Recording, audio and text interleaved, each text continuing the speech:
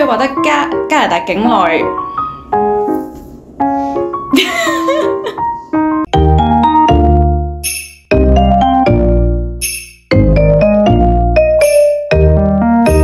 大家好，歡迎嚟到 Uri 嘅 channel。今日我哋咧就嚟傾一個好多朋友都會關心嘅話題，就係喺冇咗救生艇之後咧，點樣用其他方法嚟移民加拿大。咁RCC 咧就宣布咗一個加拿大移民新機會，2025年保姆護工移民試點計劃 Home Care Worker Immigration Pilot， 咁就係為咗咧進一步緩解人口老化啦同埋低出生率嘅問題。加拿大政府咧就宣布喺2025年3月31號推出呢個新嘅試點計劃，並致力咧將呢個計劃永久化。咁就係為咗咧為加拿大更多嘅兒童、老人同埋需要照顧嘅人士咧提供支持。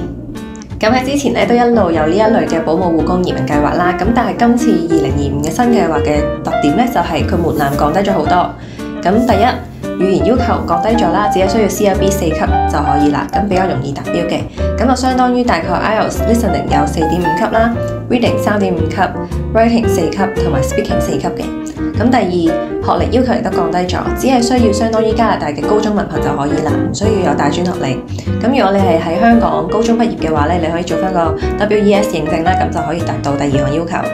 咁第三點咧係唔要求你事先有加拿大嘅工作經驗嘅，只係需要你有至少6個月嘅相關護理工作經驗啦。咁所以包括你喺香港嘅工作經驗，又或者喺國內都可以承認嘅，又或者完成一個6個月相關嘅護理培訓。咁呢一 part 我哋陣間會講多少少。咁第4點咧，亦都係最重要嘅一點啦。咁申請者係要獲得一份全職嘅家庭護理工作合約。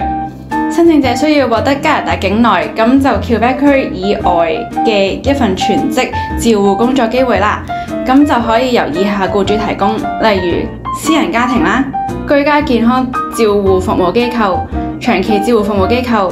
同埋兒科居家健康照護機構等等。咁自僱人士咧就唔會受惠於呢個計劃以下噶啦。如果你本身已經有相關嘅工作經驗咧，你就只需要獲得 job offer 咧，就符合申請資格噶啦。但如果你本來咧係冇呢啲保姆護工嘅相關經驗咧，我哋就建議喺本地先到有一個護理培訓，咁就去完成啱啱所講嘅第3點條件。冇錯，咁呢個相關培訓課程咧，咁我哋推介 Seneca College 一個 Personal Support Worker Certificate 啦，咁亦即係 PSW 證書課程。咁呢個課程所需時間非常之短嘅，只係最快8個月咧就可以完成噶啦。咁佢嘅課程內容咧亦都十分之實用嘅，涵蓋咗個人護理與衛生協助啦、家庭同埋家務管理、緩和及復康活動、膳食準備同埋醫療協助等等嘅。咁而 Seneca College 亦都有自設嘅 Patient Care Simulation Lab， 咁去模擬翻實際嘅病房運作啦，等學生可以體驗多啲現實嘅工作環境嘅。咁喺第2學期咧，更加有2次嘅實習機會，包括係機構實習啦，同埋社區實習，等學生可以實踐所學。咁喺有 Canadian Experience 嘅底下咧，咁就令到你更加容易有呢個工作機會。咁學費方面咧係17,620蚊，咁今年5月開學就得翻好少量名額啦，咁所以你都可以揀9月開學嘅，咁視乎你依家所持嘅簽證係咩類別啦，咁我哋再幫你計算翻你可以最快幾時開學。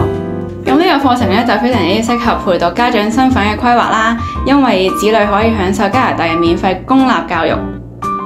而且課程咧係符合呢個申請畢業工簽嘅資格，咁令你可以畢業後都可以工作。咁如果你有興趣報讀課程嘅話咧，咁你可以即刻聯絡 Uri， 我哋免手續費、免服務費咁樣幫你報讀課程，仲可以幫你豁免翻125蚊加幣嘅 Seneca 報名費。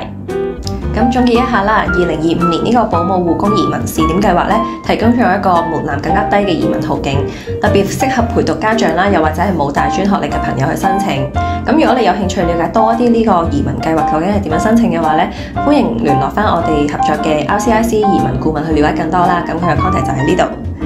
咁如果你需要報讀課程嘅話咧，咁就歡迎揾我去 WhatsApp 查詢幫你報讀課程。如果你覺得呢條片幫到你或者幫到你身邊嘅朋友咧，歡迎 like 同 share。咁我哋下條片再見啦，拜拜。